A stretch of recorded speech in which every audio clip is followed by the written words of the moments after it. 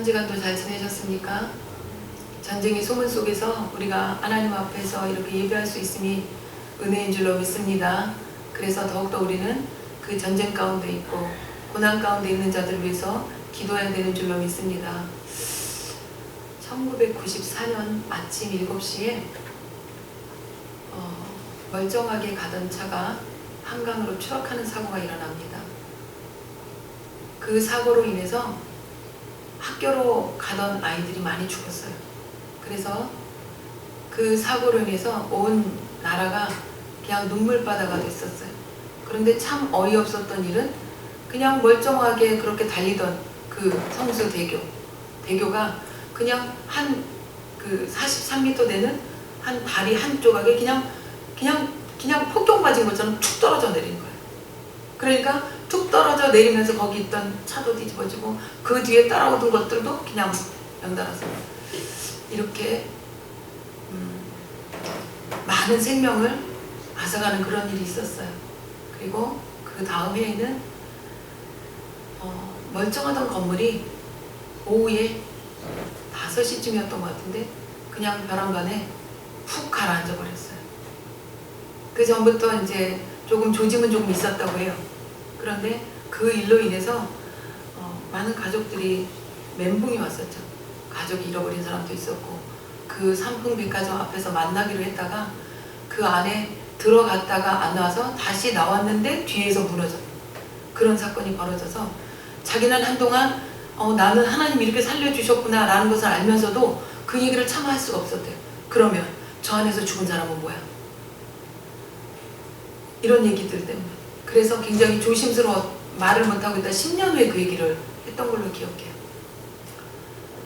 이렇게 우리 안에는 생각지도 않게 생명이 죽어가는 일들이 일어나고 있습니다. 지금 이 시간에도 생명은 죽어가고 있어요. 자기의 시간이 돼서 죽어가는 사람도 있고 그리고 타인에 의해서 정말 무자비하게 죽어가는 사람도 있고 이 지구상의 모든 일들을 우리는 인터넷이라고 하는 것들로 인해서 소식을 그냥 실시간으로 들을 수 있고 영상도 볼 수 있는 그런 세대에 살고 있어요. 그러다 보니까 온 세계 안에 끔찍한 일들은 다 듣습니다. 지금 한쪽에서는 그렇게 정말 목숨을 생각지도 않은 것들에 의해서 죽어나가는 사람이 있는가 하면 처참하게 찢겨주고 토막내 죽이고 그런 상황 가운데 있는가 하면 또 한쪽에서는 펜타닐이라고 하는 이 마약 때문에 지금 미국의 그 LA 한인타운이 굉장히 위협감을 느끼고 있다고 해요. 그 옆에서 지금 이렇게 넘어오고 있는데 우리 그 LA는 70년대 80년대를 넘어가면서 한국 사람들에게 부러움의 대상이었어요. 왜냐하면 미국 가면 살 수 있대 이런 얘기들이 있어서 미국으로 이민 가는 사람들이 그때 많았었어요. 그런데 지금은 좀 상황이 바뀌었는데 가고 나서 몇 해가 지나면서 이제 돌아오는 사람들의 소리를 들으면서 우리가 발견했던 건 뭐냐면 공부하러 갔던 애가 마약에 손을 대서 일생이 망가지는 그런 일들 얘기를 듣고 대한민국이라는 나라가 이렇게 발전된 것을 우리는 모르고 있는데 미국에 있던 사람들이 우리나라로 오면 그걸 느끼고 그래서 지금 거기는 펜타닐이라고 하는 이거는 좀비 마약이라고 그래요. 그 영상으로 나오는데 정말 사람이 그냥 좀비 같아요. 널브러져 있고 그냥 맥없이 서 있고 공원에 이렇게 가면 그 펜타닐의 냄새가 이렇게 기분 나쁘게 난다고 그래요. 이렇게 세상이 죽어가는 소리가 여기저기 나고 있습니다. 죽어가는 소리가 여기저기 나고 있는데 이 죽어가는 소리 가운데서 우리가 하나님 앞에서 어떻게 살아야 될까를 고민해야 되는 시간이 우리 가운데 왔습니다. 오늘 하나님은 사람의 생명에 대해서 이야기를 하고 있습니다. 그런데 이 사람의 생명을 건드린 사람은 반드시 어떻게 하라고? 죽이라고 이렇게 나오고 있어요. 오늘 23절, 24절, 25절은 뭐냐면 생명은 생명으로, 눈은 눈으로, 이는 이로, 손은 손으로, 발은 발로, 데운 것은 데움으로, 상하게 한 것은 상함으로, 때린 것은 때림으로 갚아라 이렇게 얘기를 하고 있어요. 무섭다라는 생각 드시죠? 그런데 이게 지금 무슨 보복에서 나오죠? 동해보복법이라고 해요. 그러니까 보복한다. 그런데 보복에 한계를 두는 거예요.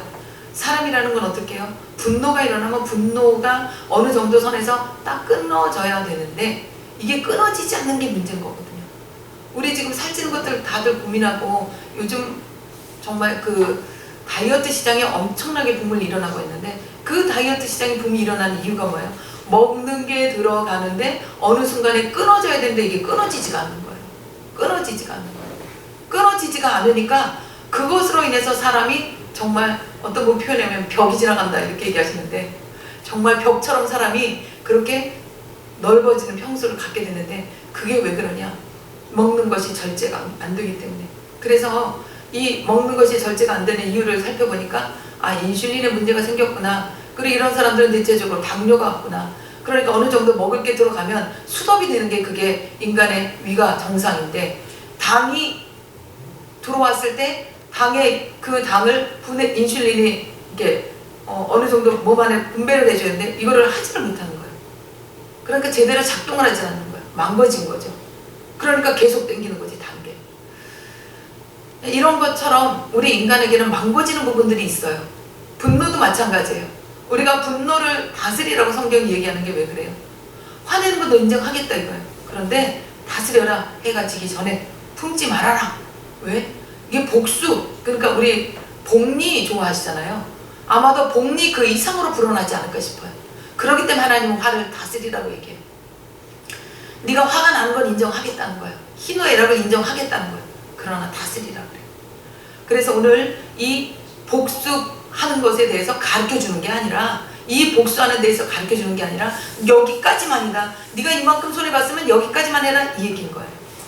이 얘기인 거예요. 자, 그래서 사람을 쳐 죽인 자에 대해서는 뭐라고? 반드시 쳐 죽여라. 똑같이 얘기를 하세요. 그리고 만약에 계획이 없었는데 하나님이 사람을 그 손에 붙여서 그렇게 죽었다면 우리 이 부분 살펴봤는데 정말 내가 아무런 감정이 없어서 사람이 그런데 내 생각하고 상관없이 정말 어이없이 저 사람이 죽었어. 그냥 툭 쳤는데 퍽 하고 넘어졌다. 이런 얘기 옛날에 있었는데 이렇게 사람이 죽어나가는 일은 쉽지 않아요. 하지만 정말 어이없이 그 생명이 끊어지는 경우도 있어요. 그냥 푹 밀쳤는데 뒤로 넘어지면서 뇌진탕이 돼서 죽어버리는 경우도. 그리고 그냥 옆으로 쓰러졌는데 모서리에 부딪혀가지고 뇌출혈이 일어나서 죽는 경우들. 그런 일들을 하나님 지금 말씀하세요. 그런데 이 일에 대해서 뭐라고 말씀하시냐면 하나님이 사람을 그 손에 붙였다라고 얘기해요. 그러니까 그 사람이 정말 안타깝지만 그 시간에는 하나님 앞에 어떤 도구가 됐다는 거예요. 그렇게 된다면 이 도구가 된 사람이 참 불쌍하죠. 그리고 이 죽임당한 사람은 억울한 것 같죠. 근데 하나님의 계획 가운데 있다는 거예요. 무슨 계획? 이 죽임을 당한 사람은 하나님이 그가 죽을만 하니까 죽임을 당했다는 거예요. 그런데 이 사람은 이 일을 행하는 데 있어서 자기의 의지 없이 이렇게 됐지만 그러나 하나님께서 이 일까지도 넘길 수 있으면 넘겨주셨을 텐데 이 사람이 이 일 가운데 쓰임받는 도구가 됐다. 왜 그럴까요? 이 사람도 그만큼의 어떠한 영향력이 있다는 거예요. 그러니까 이대로 그냥 놔두면 하나님을 잃어버리고 살아서 지옥행을 가거나 그래서 하나님이 이 사람을 대제사장 밑에 놓아야 되거나 이런 상황인 거죠. 그래서 하나님이 그를 격리시키는 수도 있는 거고 우리는 하나님의 방법을 다 모릅니다. 그러나 우리가 하나님을 절대적으로 인정한다면 되어지는 일 가운데 뭔가 하나님 뜻이 있겠지. 이게 믿음의 고백인 거예요. 우리가 살면서 이해 안 되는 일이 한두 가지입니까? 도저히 이해 안 되지. 성수대교 보내진 거 지금 말씀드렸죠. 어떻게 이해가 됩니까? 삼풍백과적은요. 이해할 수 없습니다. 그런데 어느 순간에 그렇게 부지불식간에 그냥 떨어지면서 그 많은 생명이 죽어나갔어요. 그리고 이런 모든 상황 가운데 하나님은 그 사람을 사형해야 된다라고 얘기를 하세요. 그런데 우리 가운데는 지금 사형죄가 없습니다. 그래서 많은 사람들이 우리 사형죄를 부활시켜야 된다. 왜? 너무나도 잔인하게 사람을 죽이는 사람이 나타나지 않나, 폭행하는 사람이 나타나지 않나, 성폭행을 하는 사람이 나타나지 않나. 이러니까 이제 사람들이 너무나 악해졌기 때문에 우리는 사형을 다시 부활시켜야 된다. 이런 얘기들이 여기저기서 나오고 있어요. 이렇게 하나님은 하나하나 세세하게 오늘 말씀 가운데서 이야기하고 있습니다. 그리고 그 다음에 15절 보면 자기 아비나 어미를 치는 자는 반드시 죽일지니라. 17절 보면 아비나 어미를 저주하는 자는 반드시 죽일지니라 이렇게 얘기하고 있어요. 아비나 어미를, 부모를 얘기하는 거죠. 하나님은 이 땅 가운데 하나님과 나와의 관계되는 십계명을 주셨고, 그 다음에 사랑과 관계되는 십계명을 주셨어요. 그 사랑과 관계되는 십계명 중에 제일 첫 번째가 부모입니다. 그런데 이 부모를 섬기라고 얘기했던 건 늘 여러분에게 얘기했듯이 부모도 사람인지라 부모에게도 맹점이 있다는 거예요. 섬기기에는 무언가 문제가 있다라는 거죠. 그렇기 때문에 섬기라고 얘기하는 거예요. 그런데도 왜 섬기라고 얘기할까요? 하나님 질서의 하나님이세요. 하나님이 섬기라고 할 때 그 섬기는 과정 가운데서 하나님이 주시는 복이 있어요. 그 복은 다른 어떤 것들의 계명에 순종할 때 허락하신 복이 아니라 그 계명에서만 허락되신 복이에요. 여러분 아시는 것처럼 내 부모를 공경하라. 그리하면 네가 땅에서 잘되고 장수한다. 여러분 잘되는 거 너무나도 바라시죠? 장수하는 거 바라시죠? 그것이 부모 공경하는 데서 나옵니다. 왜 그럴까요? 하나님의 질서입니다. 하나님은 질서의 하나님이시기 때문에 그 질서 안에 굴복하는 그 자체도 하나님을 경외하는 일이에요. 안 되는 부모, 섬길 수 없는 부모 섬기는 것도 그것도 하나님의 법이고, 그렇게 할 때 하나님께서 복을 주시겠다고 약속하신 건 뭐예요? 안 되는 거 알기 때문에 하는 것이고, 또 하나는 그것이 안 되면 뭐라고 얘기하세요? 반드시 죽여라라고 얘기하세요. 하나님 너무하시는 거 아닙니까? 우리 이렇게 얘기할 수 있어요.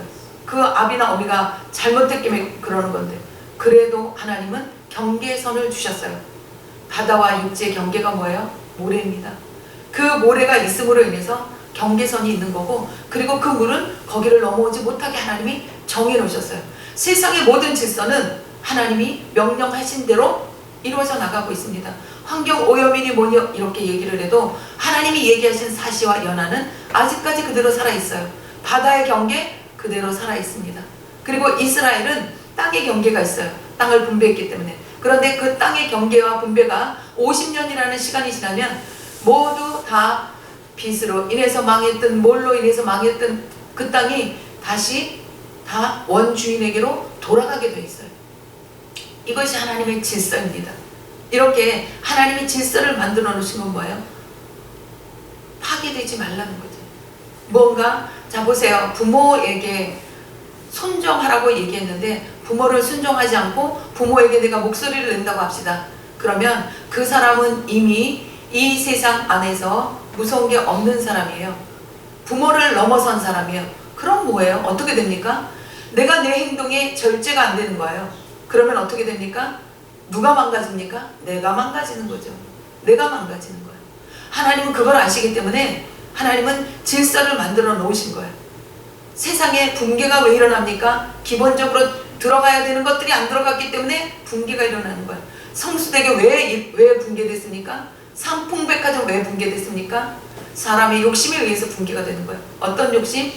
들어가야 될 철근이 덜 들어가고 시멘트에 모래를 적당량을 섞어야 되는데 적당량을 섞지 않았고, 그리고 그 규칙을 위반한 것뿐 아니라 바다의 모래는 부식을 갖다 준대요. 그런데 바다의 모래를 섞어 쓰고, 이렇게 건축법에서 얘기하는 어떤 것들을 자기의 욕심에 의해서 하나 둘 이 정도쯤이야 괜찮아 라고 했는데, 그것이 어떻게 몇 해가 지나면서 멀쩡한 것 같은데 그것이 균열이 일어나더라는 거예요. 지금은 내가 하나님의 질서를 파괴해서 내가 지금 편안해진 것 같지.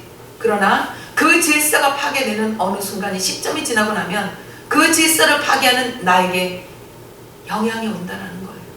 그렇기 때문에 하나님은 오늘 이 사람과의 관계 속에서 어떻게 보면 굉장히 세세하게 이야기하고 있어요. 아비나 어미를 쳐 죽이는 자, 저주하는 자, 그리고 치는 자, 이거에 대해서 그냥 죽일지니라가 아니에요. 반드시 죽일지니라 라고 이렇게 얘기하고 있습니다. 그리고 아비나 어미나에 대해서 강조하면서 얘기하세요. 왜 그럴까요? 이거는 아비나 어미에게 유용한 법이 아니라 여러분, 우리에게 유용한 것을 알아야 돼요. 내가 아비나 어미를 섬길 때 내가 살아나는 길인가를 알아야 되는 거예요. 내가 살아나게 하나님이 만들기 위해서 나를 사랑하시는 하나님이 그를 사랑하게 하시는 거예요. 그를 섬기라고 하시는 거예요. 그리고 그 기본적인 것이 안 될 때는 그냥도 아니고 반드시 죽이라고 얘기하세요.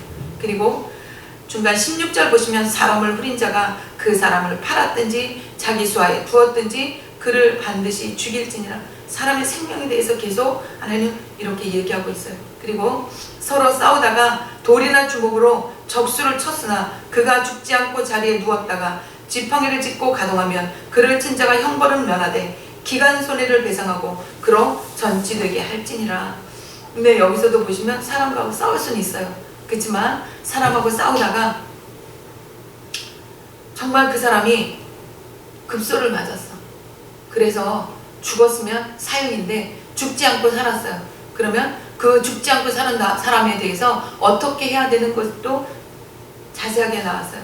지팡이를 짚고 가동하면 그를 친 자가 형벌을 가하되 기간 손해를 배상하고, 우리가 사고가 나잖아요. 그러면 보험회사에서 일하지 못한 시간에 기간 손해를 배상해요. 이거 성경에서 나오지 않았을까 싶어요. 하루 일당이 얼마냐, 그리고 차 사고가 났다 그러면 차를 대여해줘요. 그리고 만약에 차를 대여하지 않는다 그럼 그 사람에게 하루에 얼마씩 교통비조로 나와요. 이렇게 이런 부분을 하나님 지금 말씀하고 있는 거예요. 몇천 년 전에 출애굽기에서. 그리고 종에 대해서 말씀하십니다. 사람이 매로 그 남종이나 여종을 쳐서 당장에 죽으면 반드시 형벌을 받으려니와 그가 1일이나 2일을 연명하면 형벌을 면하리니 그의 상전의 금전임이니라. 사람이 사람을 때릴 수 있어요. 더군다나 오늘 하나님은 종을 때리지 말아라 소리 안 하세요. 종을 때리는 것을 인정하신 거예요. 사람이 매로 남종이나 여종을 쳐서 때리는 것을 인정하시는 거예요. 그리고 하나님은 아이러니하게 자식도 때리라고 얘기하세요. 어느 자식을 때리기 좋아하는 부모가 어디 있을까요? 그런데 하나님은 때리라고 얘기하세요. 자식을 참아 이렇게 표현하세요. 참아. 때리지 못하는 자는 자식을 미워하는 자다 이렇게까지 표현하세요. 왜 그럴까요? 인간의 마음에는 악한 마음이 있거든요. 죄성은 가르치지 않아도 배워요. 희한해요. 거짓말은 가르쳐주지 않아도 자기가 막바지에 코너에 몰리면 거짓말을 해요. 가르쳐주지 않아도. 욕은 가르쳐주지 않아도 아주 쉽게 배워요. 아마 욕을 배우듯이 외국어를 배우면 순식간에 습득할 것 같아요.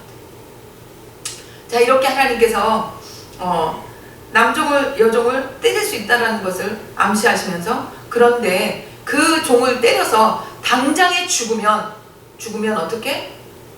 그 형벌을 받겠다라고 얘기해요. 왜 그럴까요?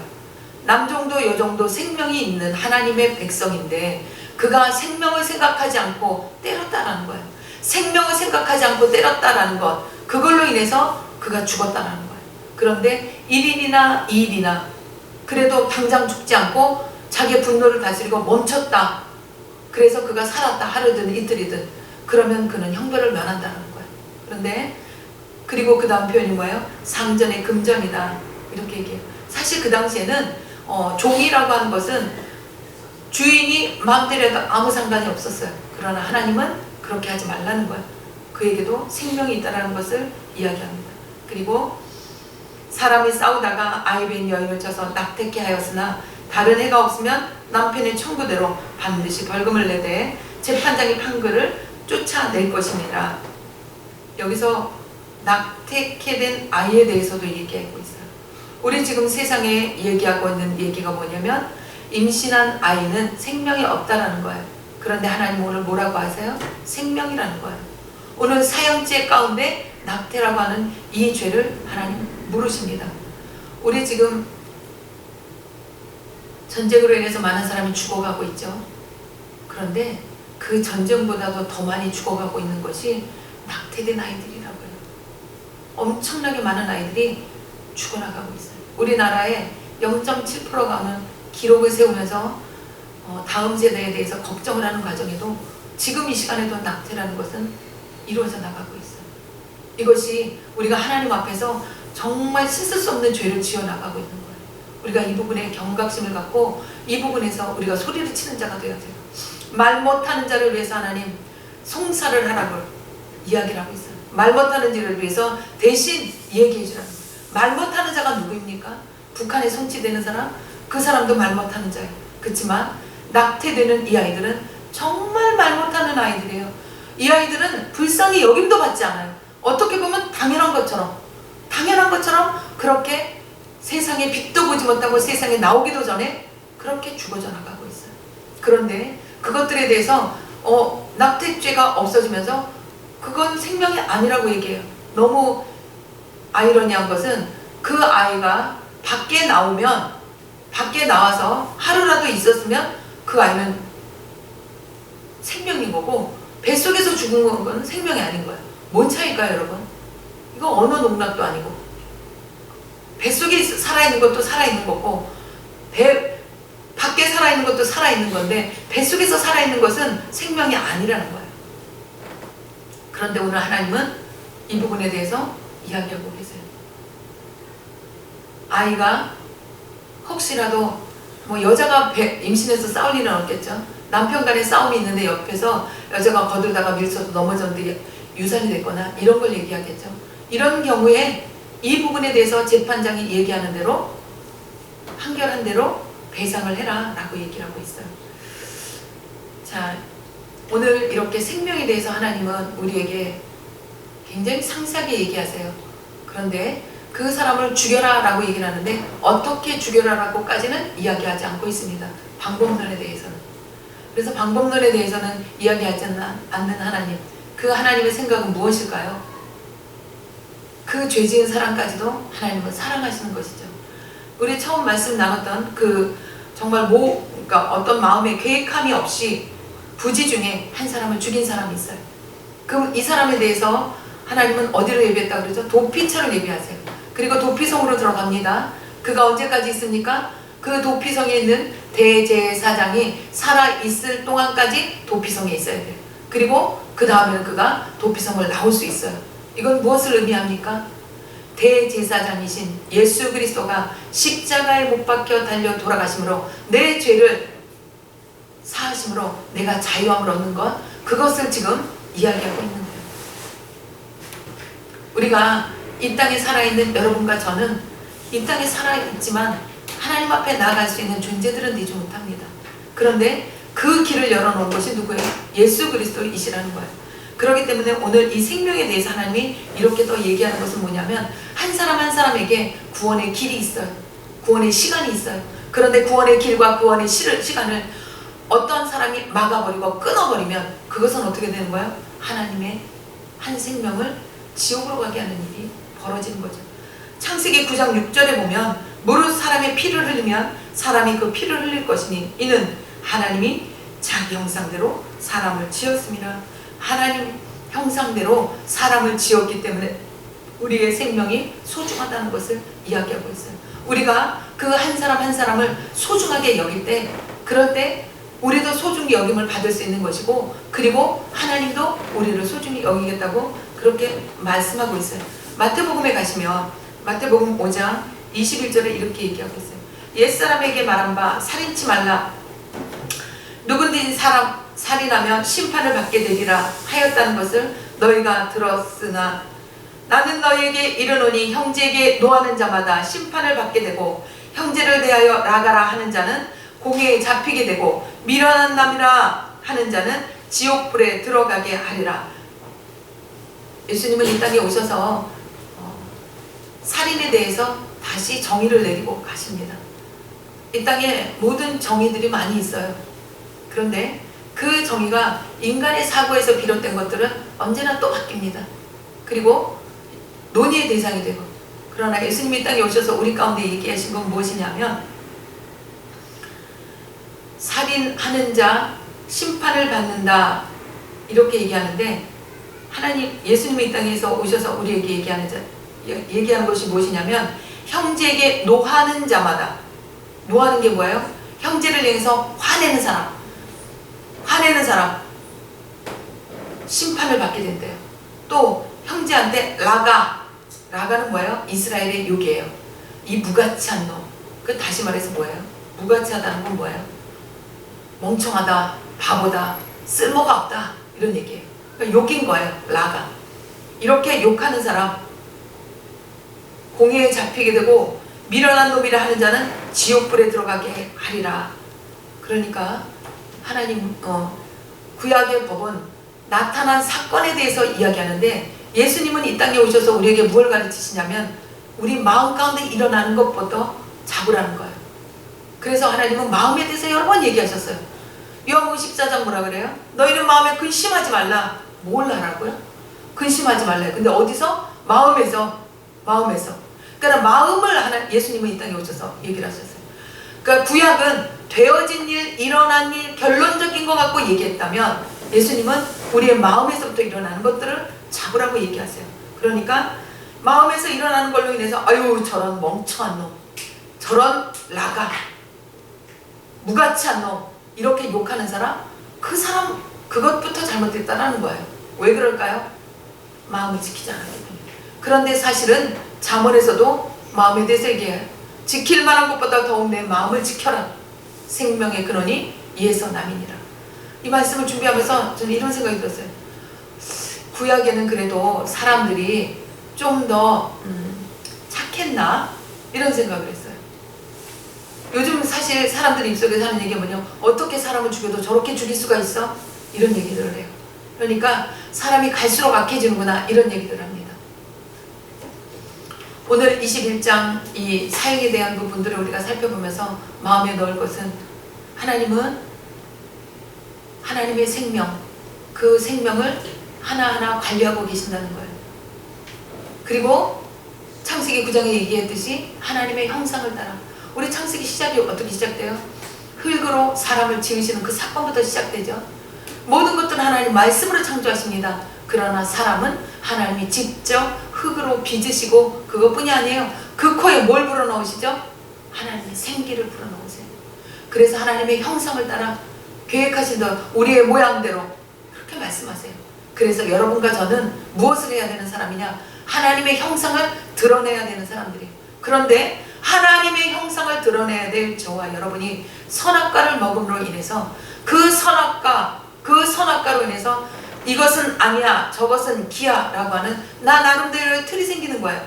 어려서부터 아이를 잘 키워야 되는 큰 이유 중에 하나가 아이들의 틀이 아직은 형성되지 않은 때이기 때문에 더 그런 거예요. 근데 아이들은 환경 속에서 내가 어떻게 자라야 되는지를 자기 나름대로 터득해 나가는 거예요.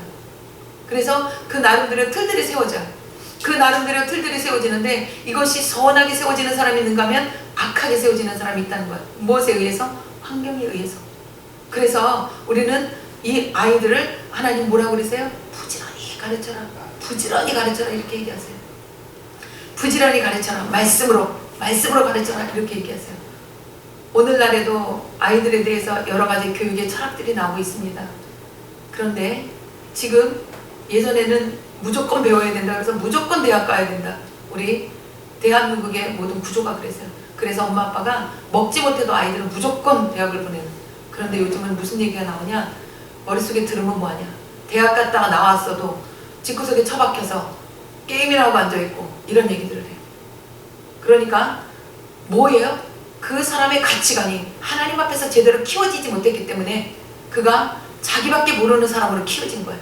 부모가 모든 것을 희생하면서 자기를 키워놨더니 자기가 희생당하면서 키운 것에 대해서 고마운 게 아니라 그게 당연한 거예요. 그래서 내게 채워지지 않는 것 더 달라고 요구하는 거예요.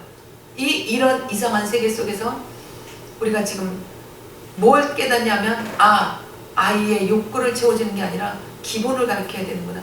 그래서 요즘 젊은 사람들은 아이들에게 예절을 다시 가르쳐야 된다고 얘기하고, 그리고 아이에게 대해서 정확하게 가르치려고 노력하는 부류가 있는가 하면 아이 기죽이면 안 된다.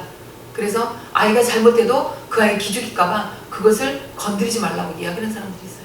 결국은 어떻게 되나요? 그렇게 키운 사람들은 그 자식의 그런 성향, 키우는 그 성향으로 자기 자신이 몰락하는 일이 벌어지게 된다는 거예요. 오늘 하나님이 사용에 대해서 얘기하는데 사실은 우리 이 사용 속에서 제가 서두에 말씀드렸던 성수대교나 이런 사고들 뭐예요? 우리는 내가 누구를 죽인다라고 생각하지 않는데 그 작은 일이 나비효과가 돼서 사람을 죽이는 일이 벌어지는 그런 사건으로 만들어질 수 있다는 것을 생각해야 된다는 건 여러분에게 말씀드립니다. 부모 관계에 대해서 말씀을 드렸는데요. 우리 지지난주 시어머니가 조금 답답하신 분들이 있어요. 근데 저도 나이를 들어가면서 느껴지는 게 사고가 조금 옛날보다 좀 느려지는구나. 그런 대신에 느린 대신에 실수는 덜하는 걸 느껴요. 그러니까 젊은 사람의 입장에 봤을 때는 좀 답답하다 이런 생각이 들 수도 있는 부분, 이런 어떤 면에서는 뇌가 퇴행했나 치매인가 이런 생각이 들 정도로, 근데 그런 부분이 조금 있으셨던 것 같아요. 또 고민을 하고 있었던 찰나에 이제 연락이 됐었는데, 하나님이 주신 말씀은 뭐냐면 그 어머니가 바람이 쐬고 싶고 뭔가 나가고 싶고 먹고 싶고, 그런데 이 아들이나 며느리는 일주일 내내 일한 사람이라 집에서 쉬고 싶은 사람들인 거예요.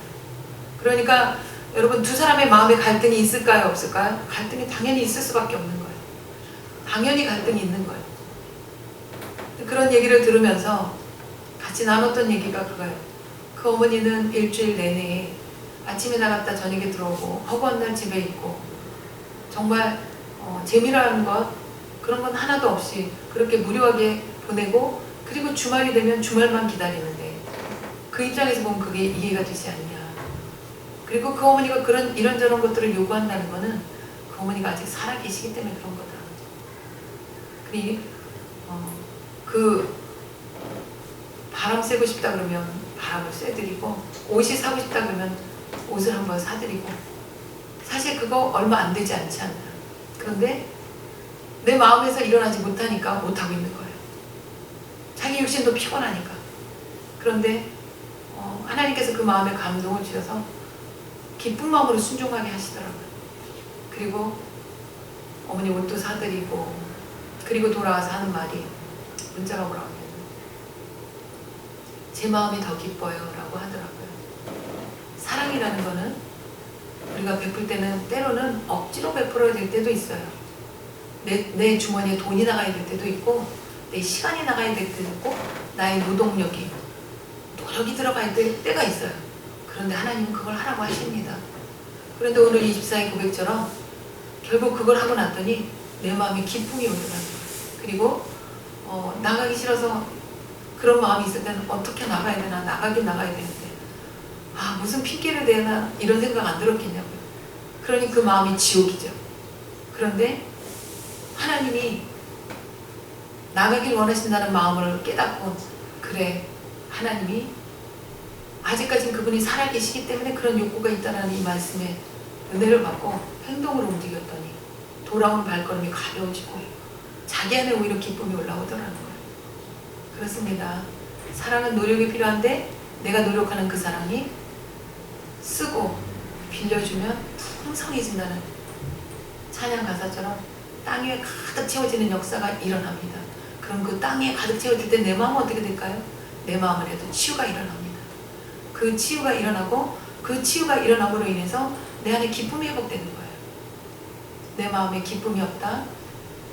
결국은 어떻게 되는 거예요? 병 들어가는 징조인 거죠. 그래서 우리는 기쁨을 회복해야 되는 사명을 갖고 있는 것입니다. 여러분, 우리 모두 다 주 안에서 기쁨을 회복하시기 바랍니다.